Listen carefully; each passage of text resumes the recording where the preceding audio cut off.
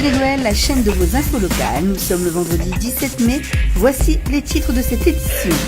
De la radio amateur dans les écoles à Vingles.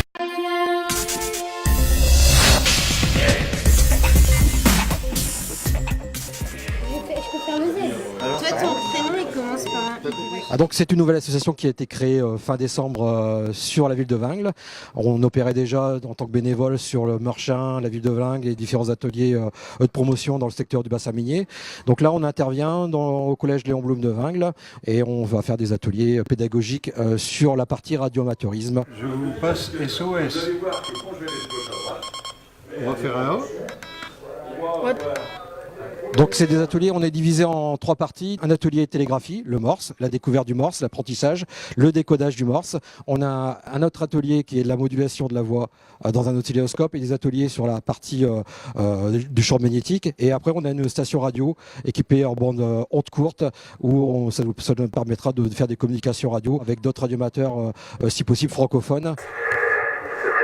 Collège de Léon Blum, près de Lens. Bonjour à tous. Donc je pense qu'il y a plusieurs élèves qui sont à l'écoute. Donc on va dire le clou du spectacle, c'est cet atelier sur la haute tension, sur les dangers de la haute tension. En même temps, ça leur permet de faire attention, de le prévenir, de ne pas traîner près d'une ligne, une caténaire haute SNCF ou d'aller près d'un transformateur, de rentrer dans un transformateur. C'est pour ça que lorsque vous vous rapprochez d'une ligne haute tension, parfois c'est dangereux et parfois vous pouvez vous faire électrocuter même si vous ne la touchez pas. Là on est à 30 000 watts, vous voyez déjà un peu les... Alors là ce que vous voyez sur le côté, c'est les arcs électriques qui essayent de partir dans l'atmosphère.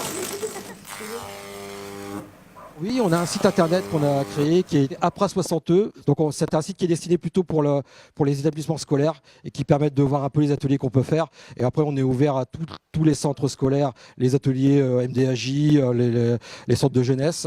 Et donc on a bien sûr d'autres projets de l'année prochaine, lancer un ballon sonde à 30 km d'altitude pour prendre des mesures de température, la couche d'ozone, la pression atmosphérique.